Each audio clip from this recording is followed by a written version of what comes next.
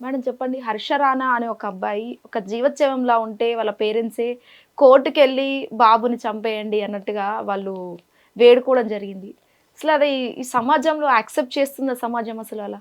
రకరకాలు ఉన్నాయమ్మా. హ్మ్. అంటే ఎన్ని రకాల బాధలు ఉన్నాయి ప్రపంచంలో, అందులో ఇదొకటి. హ్మ్.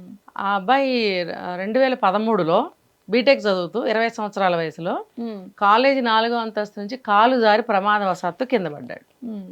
కదా. కుర్చీలోంచి కింద పడితేనే మనకి ఎక్కడో చోట ఎముక్కి దెబ్బ తగులుతుంది అవును. కదా. అలాంటిది 4 అంతస్తుల మీద నుంచి పడ్డాడు అంటే ఇంకా అన్డౌట్ అనమాట. అసలు బ్రతికి ఉండటం అనేది పెద్ద ఇష్యూ ఇక్కడ. హ్మ్. బ్రతకరు ఎవరు కూడా. బ్రతికాడు కానీ జీవోత్సవం లాగానే బ్రతికాడు. అవును. ఎలా అంటే అతనికి బ్రెయిన్ డెడ్ అయిపోయిందని చెప్పారు. 100% మెదడు దెబ్బతింది. మెదడు దెబ్బతినటం వల్ల ఏమవుతుందంటే రక్తనాళాలు రక్త ప్రసరణ సరిగ్గా లేక చచ్చుబడిపోతాయి. హ్మ్. ఇప్పుడు అతనికి కాళ్ళు చేతులు చచ్చుబడిపోయాయి. తర్వాత మాట పడిపోయింది. శరీరంలో కదలికలు లేవు, లెగవలేడు, మాట్లాడలేడు, చెప్పలేడు, తినలేడు, ఏమీ చేయలేడు. తల్లిదండ్రులకి కదా ఈ బాధ అంతా. ఇప్పుడు ఎవరైనా సరే మనం అదే చెప్తారు, భగవంతుడిచ్చిన ఈ జన్మని మనం పుట్టినరోజు ఎందుకు చేసుకుంటామమ్మా? హ్మ్. అబ్బో కొత్త బట్టలు, కేకులు, గడిది గుడ్లు, జనాన్ని పిలవటం, తాగటం, కొంతమంది పబ్బులకి వెళ్ళటం కాదు. జన్మ ఇచ్చాడు దేవుడు అని అంటే దాన్ని ఎలా కాపాడుకోవాలి? ప్రతి జన్మకి ఒక సార్థకత ఉంటుంది. హ్మ్. ఆ సార్థకత ఏంటి, నా జన్మ ఎందుకుంది అని తెలుసుకునే ప్రయత్నం ఎవరు చేయటం లేదు. హ్మ్. ఏంటి అంటే కనీసం తనని తను కూడా జాగ్రత్త చూసుకోలేని పరిస్థితిలో ఉన్నాడు మనిషి. అంటే అసలు జాగ్రత్త ఏ విధంగానూ ఎవరు తీసుకోవటం లేదు. మనం ఎంజాయ్ చేస్తే ఎంజాయ్ చేస్తాం, తింటే తింటాం, డ్యాన్స్ ఆడితే డ్యాన్స్ ఆడతాం, పడితే పడతాం అనుకుంటున్నారే కానీ వెనక ముందు చూసుకోవడం, కాస్త జాగ్రత్త పడటం, మనం ఉన్న ప్లేస్ ఏంటి. ఇప్పుడు 4వ అంతస్తుకి వెళ్ళిన వాళ్ళు ఎంత జాగ్రత్తగా ఉండాలి అంటే, నేను తప్పు పట్టట్లేదు, క్షమించాలి. హ్మ్. ఒక నిండు జీవితం బలైపోయేటప్పటికి నాకు చాలా బాధ అనిపిస్తుంది. హ్మ్. 20 సంవత్సరాల కొడుకు చనిపోతే తల్లిదండ్రులకి ఆ జీవితం ఇంకా శూన్యమే కదా. అవును. ఇప్పుడు చిన్నప్పుడే ఏదన్నా పాపం ఏ జ్వరం వచ్చింది, విష జ్వరాలు, పాపం పోయాడంటే త్వరగా మర్చిపోయే అవకాశాలు ఉంటాయి.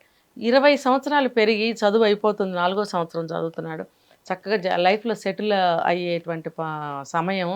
ఆ సమయంలో ప్రమాదం జరిగింది అని అంటే మనం కూడా కొంత వెనక ముందు చూసుకోలేకపోవడమే. లేకపోతే అక్కడ ఏమన్నా ఫంక్షన్ జరుగుతుందా, కాలేజ్ ఫంక్షను, తోపులాట ఏమన్నా జరిగిందా, లేకపోతే ఆ అబ్బాయి స్పీడ్గా వెళ్ళబోయి జారిపడ్డా, అసలు అక్కడ 4th ఫ్లోర్కి ఏమి బౌండరీస్ లేవా హ్మ్. అని ఇన్ని డౌట్స్ నాకు వచ్చాయి.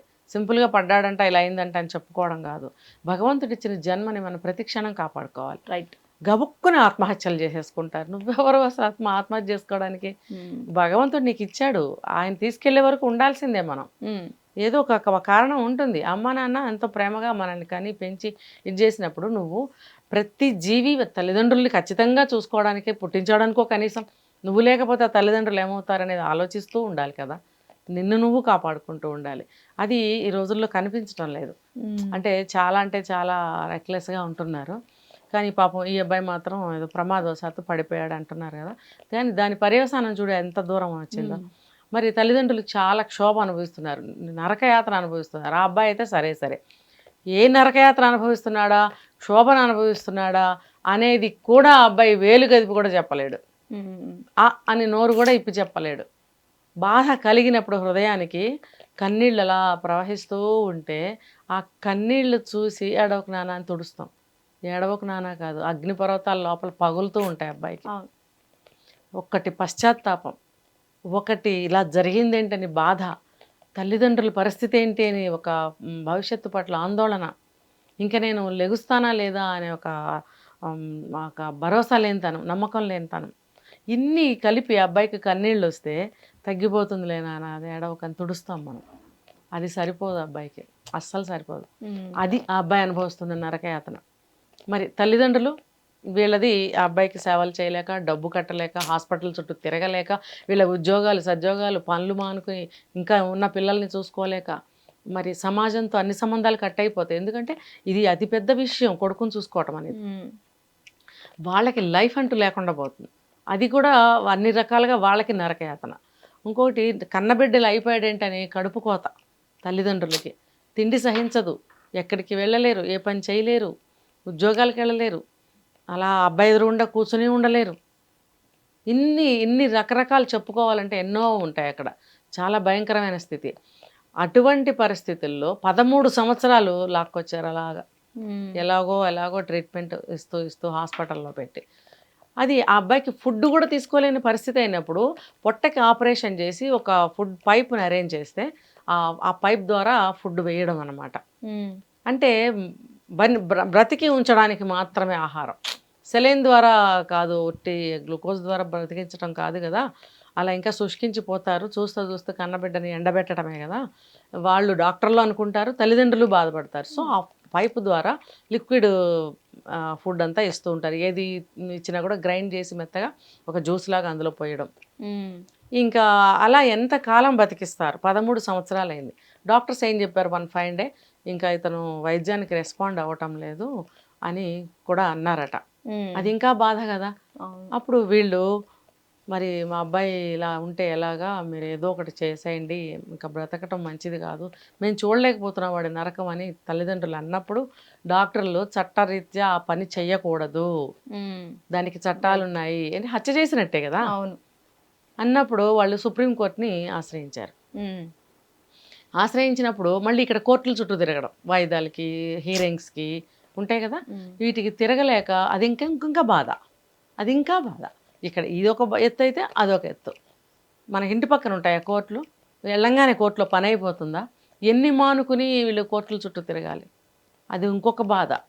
సో కోర్టుకి ఆశ్రయిస్తే కోర్టు వాళ్ళు కూడా పరిశీలిస్తామని చెప్పి అన్నారు. దీనికన్నా ముందు ఒక కేసు మనం చెప్పుకోవాలి. 1967లో ఒక హాస్పిటల్లో నర్సు మీద అత్యాచారం చేస్తే, అది చాలా ఎలా చెప్పాలంటే చాలా ఘోరాతిఘోరమైనటువంటి అత్యాచారం చేస్తే అమ్మాయి మీద, ఆమె బ్రెయిన్ ఇట్లానే డెడ్ అయ్యి కోమాలోకి వెళ్ళిపోయింది. కోమాలోకి వెళ్ళిపోయినప్పుడు ఇక్కడ 2018 వరకు ఆమె బ్రతికే ఉంది అలాగా. ఆమెకేం తెలీదు. హాస్పిటల్లో అలాగా ఇప్పుడు ఈ బాబును ఉంచినట్టే అలాగే అందరూ కలిసి గవర్నమెంట్ హాస్పిటల్ అయి ఉండొచ్చు, ఆమెను అలాగే ఉంచి ఆమెను కూడా అలాగే అడిగారంట, ఆమెకు చావుని ప్రసాదించండి అని. కానీ అప్పుడు కూడా ఏదో చేశారు, ఆవిడకి కూడా ఏదో మెర్సికిల్ చేసినట్టుగా ఉన్నారు. కానీ చట్టాలు అప్పుడు చట్టబద్ధం చేశారు, కానీ అందులో ఒక స్పష్టత లేకుండా పోయింది. ఆ కోర్టు ఇచ్చిన తీర్పులో ఒక స్పష్టత లేదు మెర్సికిల్ చేయడానికి. అంటే ఈ కారుణ్య మరణం అంటారు దీన్ని. అంటే ఏంటంటే మనము దయతలిచి వాళ్ళని గౌరవనీయంగా ఈ లోకం నుంచి పంపించటం అన్నమాట. దాన్ని కారుణ్య మరణం అంటారు. అయితే ఆ అమ్మాయి జీవోత్సవంలాగా బ్రతుకుతుంది కాబట్టి వాళ్ళకి సంబంధించిన వాళ్ళు కోరుకున్న కోరిక ప్రకారం ఆమెను కూడా అది ఒప్పుకున్నారు, చట్టబద్ధం చేశారనేది 2018లో జరిగింది. కానీ అందులో ఏం జరిగిందనంటే, ఇప్పుడు ట్రీట్మెంట్ ఆపేస్తారు, వైద్యపరంగా అయితే వాళ్ళు ఆపేస్తారనుకో, మరి ఫుడ్ ఆపేయడం కూడా వైద్యంలోకి వస్తుందా? రాదా? ఇప్పుడు వెంటిలేషన్ తీసేస్తారు, అది వైద్యం కిందకు వస్తుంది. మరి ఫుడ్ తీసేయటం అంటే అది వైద్యం కిందకు వస్తుందా రాదా అనేది ఒక స్పష్టత ఇవ్వలేదని చెప్పి చెప్తున్నారు. సో దాని కారణంగా ఇప్పుడు ఈ హర్ష రాణా అనే విషయంలో కూడా కొంత పెండింగ్ పడింది. తర్వాత వాళ్ళు మెడికల్ రిపోర్ట్స్ ప్రైమరీవి, తర్వాత వచ్చిన సెకండరీ అన్నీ కూడా వీళ్ళు పరిశీలించిన మీదట ఏం చేశారంటే చట్టాన్ని మార్పు చేసి ఒక చరిత్రాత్మకమైనటువంటి తీర్పునిచ్చారు. ఏంటంటే ఎవరైనా కోమాలోకి వెళ్ళిపోయినా ఇట్లా బ్రెయిన్ డెడ్ అయ్యి ఇలా మొత్తం బాడీ అంతా ప్యారలైజ్డ్ అయిపోయి ఇంకా దేనికి పనికిరారు జీవోత్సవంలాగా బ్రతుకుతున్నారు అని అన్నప్పుడు వాళ్ళని ఇంకా నరకంలో ఉంచడం అనేది అమానుషము. చూస్తూ ఉన్న తల్లిదండ్రులే కానీ, ఒకవేళ అతని భార్య బిడ్డలే అవ్వచ్చు, వయసులో పెద్దవాళ్ళు అయితే స్త్రీ అవ్వచ్చు, పురుషుడు అవ్వచ్చు, అది వాళ్ళకి మనం వేస్తున్న అదనపు శిక్ష. కాబట్టి వాళ్ళు కోరుకున్నప్పుడు, వాళ్ళ కుటుంబ సభ్యులే అంటున్నప్పుడు, పరిస్థితి కూడా చూస్తున్నప్పుడు, డాక్టర్లు కూడా చేతులు ఎత్తేసినప్పుడు ఇది మెర్సీ కిల్ అనేది చెయ్యవచ్చు, కారుణ్య మరణం అనేది ఇవ్వవచ్చు. ఇంకా ఇందులో స్పష్టత కూడా తీసుకొచ్చింది ఏమనంటే, చికిత్స ఆపేయండి అని తీర్పు ఇవ్వాలి. చికిత్స ఆపేస్తేనే కదా ఆయన చనిపోతాడు. మరి ఫుడ్ కూడా చికిత్సలో భాగమే అని చెప్పి ఇప్పుడు స్పష్టతని ఇచ్చింది ఈ 2026లో. ఇవ్వటం వల్ల ఈ హర్ష రాణా అనే అబ్బాయికి కారుణ్య మరణాన్ని అగ్రీ చేసింది కోర్టు, తీర్పిచ్చింది. ఇతనికి గౌరవంగా ఇతని కారుణ్య మరణాన్ని ప్రసాదించండి అని అన్నప్పుడు డాక్టర్స్ వాళ్ళకి కూడా పాపం చేస్తున్నట్టుగా ఉంటుంది డాక్టర్స్కి కూడా. ఎవ్రీడే అతన్ని హింస పెడుతూ ఏదో ఒక టెస్ట్ అని, ఏదో ఒక ఇంజెక్షన్ అని, వెంటిలేషన్లో ఉంచడము, చాలా నరకం అనమాట. డాక్టర్స్కి కూడా హింసాత్మకంగానే ఉంటుంది ఇది. సో వాళ్ళు కూడా కాస్త రిలీఫ్ ఫీల్ అవుతారు. కాబట్టి సుప్రీంకోర్టు ద్విసభ్య ధర్మాసనం 2 జడ్జిలు కూర్చొని మనకి జడ్జిమెంట్ ఇచ్చారు. ఇచ్చినప్పుడు దాన్ని అమలు చేశారు. అంటే ఇప్పుడేంటి, వెంటిలేషన్ తీసేయడంతో పాటు ఫుడ్ కూడా ఆపేయడం చట్టబద్ధం చేసింది. చేయటం వల్ల ఆ అబ్బాయికి కారుణ్య మరణం ప్రసాదించి గౌరవంగా పంపిద్దామని చెప్పి నిర్ణయించారు. ఏ రోజు అనేది ఇంకా మనకు తెలియదు. ఆ అబ్బాయికి తల్లిదండ్రులకి కూడా ఎంతో దుఃఖంతో పాటు కొంత రిలీఫ్ కూడా దొరుకుతుంది వాళ్ళు. అంటే మేడం ఇక్కడ కారుణ్య మరణం అంటే ఏం చేస్తారు డాక్టర్స్?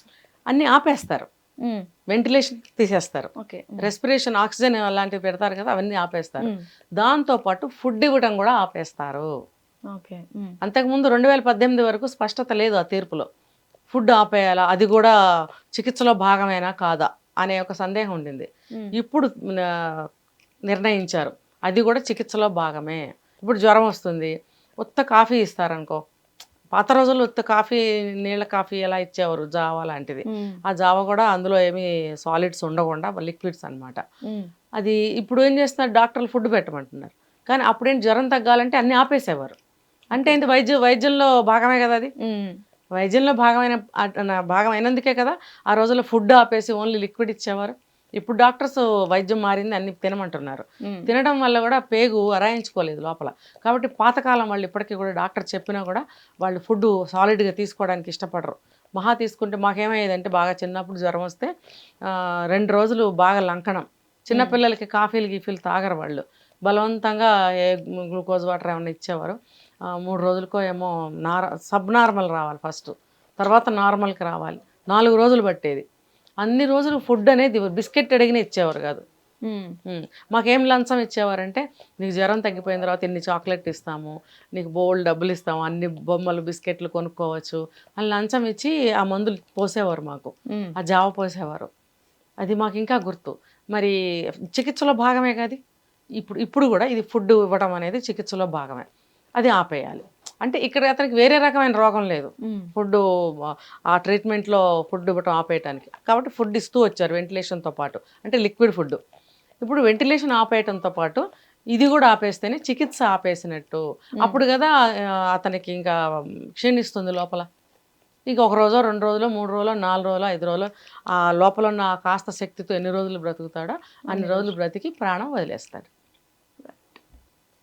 ఇది ఎంత ఇలా చెప్తున్నందుకు నాకు లోపల గుండె ముక్కలవుతున్నట్టుగా చాలా బాధ అనిపిస్తున్నాను నేను.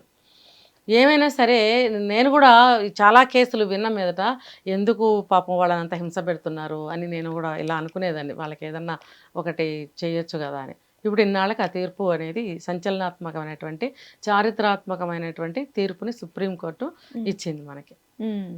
కాబట్టి ఇప్పుడు ఆ అబ్బాయిని గౌరవంగా పంపించడానికి ఏర్పాట్లు జరుగుతున్నాయి. ఆ అబ్బాయికి మనం ఏమి చెప్పగలం, ఏమి ఇవ్వగలం, వేచి చూద్దాం. హిట్ టీవీ యాప్, ఇందులో short news, live news, entertainment shows, movies, digital magazines తో పాటు మీ జిల్లా వార్తలను కూడా ఫ్రీగా చూడొచ్చు. ఇంకెందుకు ఆలస్యం, వెంటనే హిట్ టీవీ యాప్ ని డౌన్లోడ్ చేసుకుని ఫ్రీగా ఎంటర్టైన్మెంట్ పొందండి. Hit TV app, hit TV app, please download hit TV app. Hit TV app ని ఫ్రీగా డౌన్లోడ్ చేసుకొని ఎంజాయ్ చేయండి. మీకు నచ్చిన ఎంటర్టైన్మెంట్ కోసం హిట్ టీవీ యాప్ ని ఫ్రీగా డౌన్లోడ్ చేసుకుని ఎంజాయ్ చేయండి. హిట్ టీవీ యాప్ ని డౌన్లోడ్ చేసుకుని ఆస్వాదించండి, ఆశీర్వదించండి. ఇంతమంది సెలబ్రిటీలు హిట్ టీవీ యాప్ ని డౌన్లోడ్ చేసుకోండి అని చెప్తున్నారంటే ఎంత మంచి యాప్ ఆలోచించండి. అమెరికా అమెరికా అమెరికా అమెరికాలో చదవాలనుకునే వాళ్ళకి విశ్వసనీయమైన పేరు మన శౌర్య కన్సల్టెన్సీ.